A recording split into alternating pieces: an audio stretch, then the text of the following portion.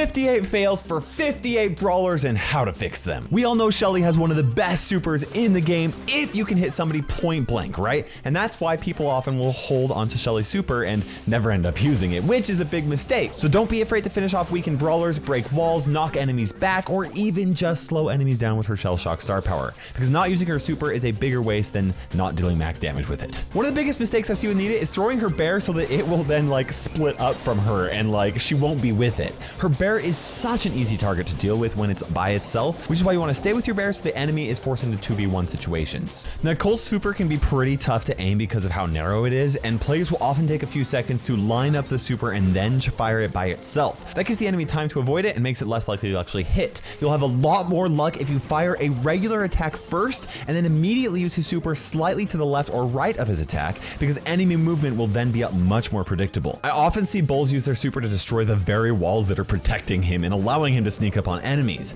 Always do your best to look exactly where bull is going to travel with his super before using it so that you can leave important walls on the field. I wish I had $1 for every time I saw Jesse place a turret that immediately got destroyed by the enemy team. Against skilled players, when you place your turret can be more important than where you actually place it. Try to push high DPS brawlers away from it before you put it down so they can stay alive and actually get some hits in. Brock's rocket number 4 star power is a really good star power, but it only makes a difference if you actually let Brock fully reload. Always look for opportunities to fully reload his shots instead of constantly firing one rocket after another as they reload. And this is actually true whether or not you have his rocket number 4 star power equipped. Dynamite runs into a similar problem because it's really easy to just throw dynamite as fast as you can to anyone that comes within his range. But his attacks are a lot easier to hit if you throw one ammo and then see where the enemy's moving, then throw one in that other direction as well. So always wait for at least a couple of ammo rather than just one for each attack. The biggest mistake I see players make with Bo is placing his mines in sections where it's really easy to actually trip them. Rather than placing them in open areas, it's better to put them around corners or other high traffic areas where players are more likely to get trapped by the mine because there's like a wall in the way or something like that. The biggest mistake I see players making with Tick is playing Tick. Since 8-bit super is shaped like a circle, sometimes players will place their super near the middle of the map so that they can fully use the entire radius. It's much better to just keep his super protected and out of enemies' range, even if that means that you only use a small section of it. Okay, for you Tick lovers out there, I'm sorry, here's an actual Tick tip. Just because Tick super can follow an enemy basically forever, doesn't mean you should just throw it down as soon as you charge it. It's really easy for most brawlers to actually destroy it before it gets to them, so you want to throw it down near the enemy and when they don't have ammo if possible. Players are pretty good at using Emz's friend zoner gadget. It's pretty simple, but if you use it in narrow spaces, it's almost useless because they'll just hit a wall and still be right next to her. It's a good idea to save her gadget for when they will actually bounce the max distance away, because Emz does the littlest damage when you're up close to her. Those are the trophy road brawlers. Up next are the rare brawlers. When playing a lot of close range assassins, it's just natural to mash the fire button as fast as possible when you get close to an enemy. But when you're playing Stu, it's often better to mash the super button so that he'll actually use his super in between each shot to avoid some enemy fire. I see a lot of El Primos use their ammo while chasing down an enemy when they're barely outside of his range, and then turn around to retreat if they don't hit them.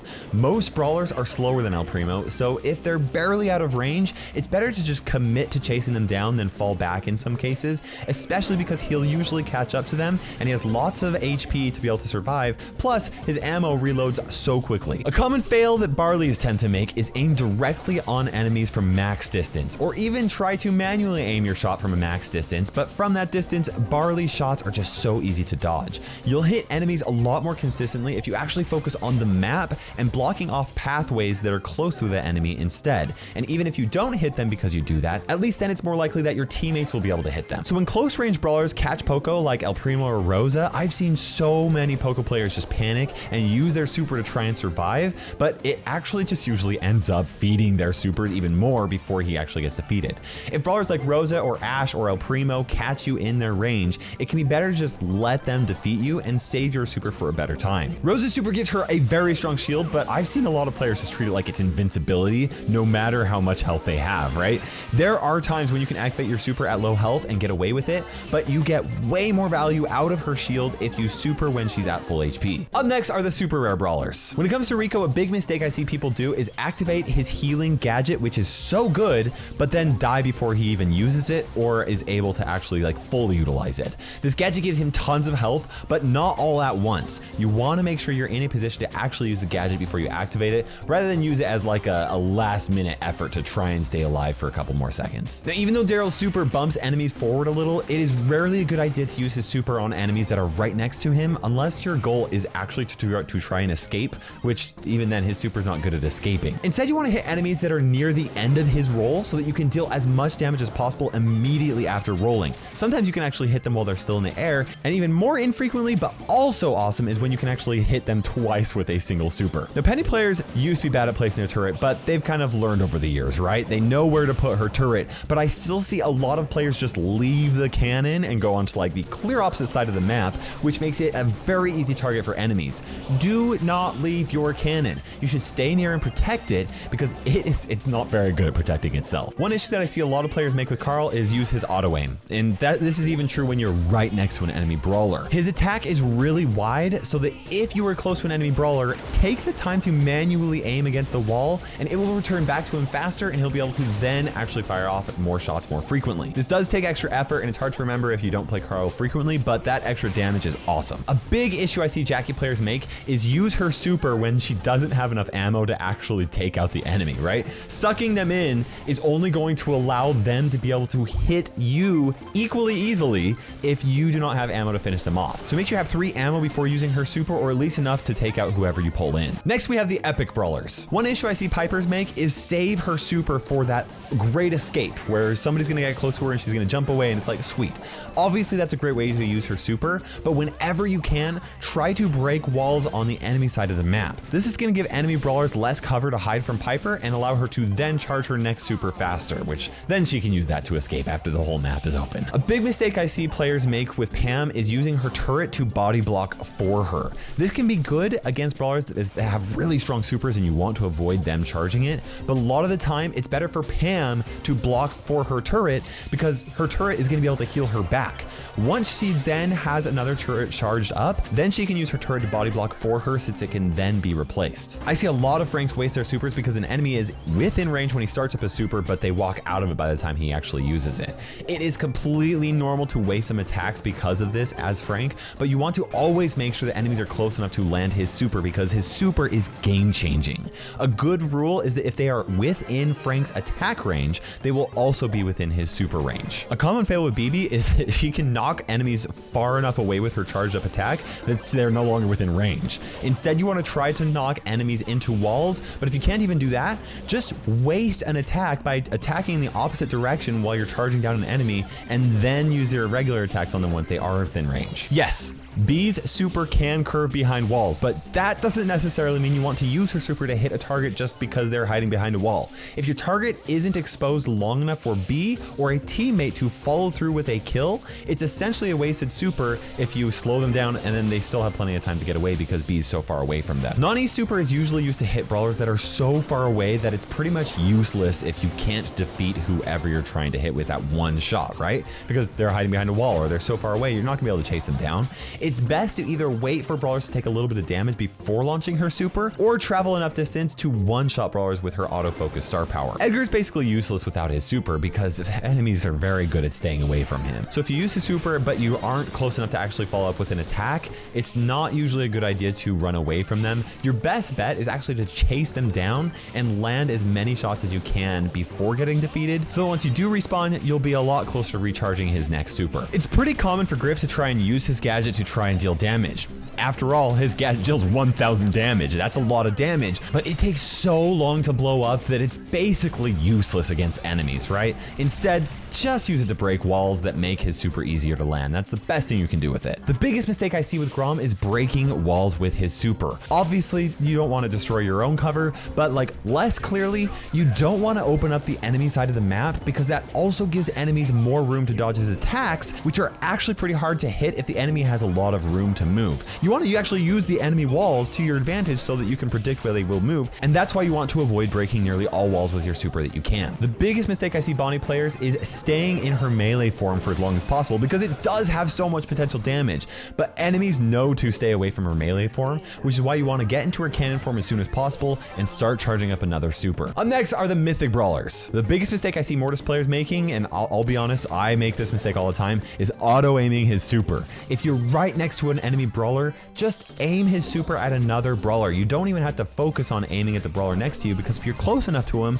you're pretty much guaranteed to hit them. And that way, you'll at least hit 2 enemies with it and just get that double health regain, which is insane. The biggest mistake I see Terra players making is similar to what Jackie does. Once again, don't pull your enemies in until you are prepared to deal as much burst damage as possible. Wait to use it until you have your ammo charged up. Aside from the same tip I just gave about Terra, the second biggest mistake I've seen players make with Gene is actually not auto-aiming with his super enough. It is so good at hitting a target that the only time you really need to manually aim Gene's super is if you're trying to grab someone from absolute max range, or if there are multiple targets within his range and you don't want to hit the closest target for some reason. The biggest mistake I see players making with Max is using her super on teammates with low health. Even though they become super fast and are hard to hit, it's not impossible to hit them, and so they're more likely to just run to their death if they don't have enough HP to survive it. It's much better timing to use it before combat when everyone has full ammo and full health. After most players place Mr. P's super, they kind of just let the porters do their own thing without focusing on playing around them. Similar to Nita, you want to move with your porters and use them to block damage for you, locate brawlers in bushes, or in some rare cases, corner enemies, or at least waste 1 enemy ammo so that Mr. P can survive a little bit longer. Okay, next is Sprout. This is actually really annoying. The biggest fail I see Sprout players making is not thinking about how its walls will impact your teammates. Yes, its walls can block enemies, but it can also put your teammates at a disadvantage if you put it in the wrong spot. So it's best to place walls in locations that will only be an issue for the enemy team and not your own. When it comes to Byron, my opinion is that players generally don't heal their teammates enough with Byron. Yes, he can deal damage, but he's a healer, okay? Most brawlers are better at dealing damage than he is, which is exactly why it's better for you to use your attacks to heal your teammates, because they're gonna be able to deal more damage against the enemies, and it's likely going to be easier for you to hit your teammates than the enemies anyway. Squeak's residue gadget is currently one of the best in the game, and it's obviously great when you actually hit an enemy with it, because they are guaranteed to get slowed, and it's very easy to kill them after that. But it's probably better to use it to block off pathways so your whole team can gain control of the map a lot easier rather than using it to get a single kill, which would then leave that slow residue in a useless place on the map. Next, we have tips for the legendary brawlers. One mistake Spike players often make is firing 1 ammo at a time, which honestly makes it pretty easy for skilled players to dodge even with his curveball star power. Firing 2 ammo right in a row at slightly different spots will make it nearly impossible to dodge and can deal more damage in a lot of situations than 2 solo shots can. Few things are as satisfying as slowing the entire enemy team with Crow's slowing toxin gadget, but a big mistake that I see players making is like attacking one and then giving them plenty of time to escape while they try and attack the second or the third enemy and get everybody poisoned. Unless you can hit multiple targets in a row, it's usually worth it to activate this gadget while the enemy is out in the open, even if it is just only 1 enemy. Just because you can go invisible as Leon doesn't mean the enemy forgets where you are. In fact, skilled players are very good at checking the most likely places that you are to try, they're really good at it. Sometimes waiting extra long while you're in a bush or while you're off screen before going invisible will actually make them waste their ammo and stop checking for you, and they can forget about you, which is then the best time to strike. The biggest fail I see Sandy's making is using his Sweet Dreams gadget on enemies that are already being shooted by different teammates. That just means the gadget's going to be wasted because the stun's going to be so slow. Make sure there aren't any projectiles coming toward your enemy that you stun so you can then get the full effect of his gadget. Okay, Amber. The biggest mistake I see with Amber is people not using her auto aim. For her, auto aim really is the best aim. The only time you shouldn't auto aim her attack is if there is a closer target that you don't want to hit for some reason, or if you want to hit 2 targets at the same time. Otherwise, just auto aim her attack. If they're within range, they're very likely going to get scorched. The biggest mistake I see players make with Meg is using her super when she herself doesn't have full health.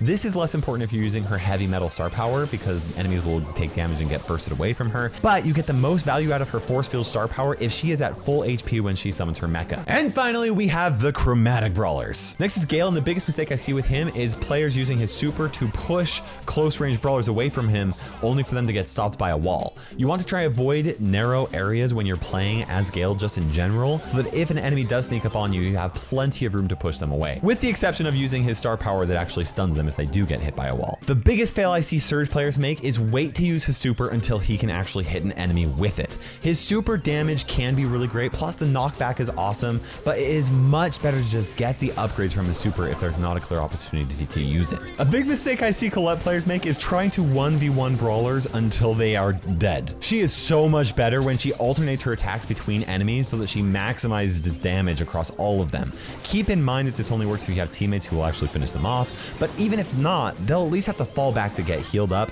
and that just gives her attack so much value. I often see people use Lu's super to be thrown in very wide open areas because it covers a very important part of the map, like a hot zone or a gem grab area, right? Like that can be useful, but enemies can just walk right through Lu's super if there's not a wall to stop them, and it's usually better to throw it on top of areas with lots of walls or corners that are likely to get enemies stuck on while they're trying to reroute their direction. Kronov's biggest fail is using his super to deal damage to an enemy where it's incredibly unsafe for him or teammates to pick up the power up. The chance of hitting his super on an enemy is pretty slim in most cases, whereas throwing a power up on a teammate is almost guaranteed to work out to be successful, which is what makes it better. I've seen so many Bell players try to hit a brawler that's moving around a safe or a turret or other spawnables and stuff like that. Instead of just aiming at the moving target, always go for the easier target, and there's a good chance that you'll get some bounce damage on them either way. It might not be as much damage as if Bell actually hit them in the first place, but it's a lot easier to actually make each shot count. A big mistake I see Buzzes make is activating his gadget when he's already close to charging up his next super.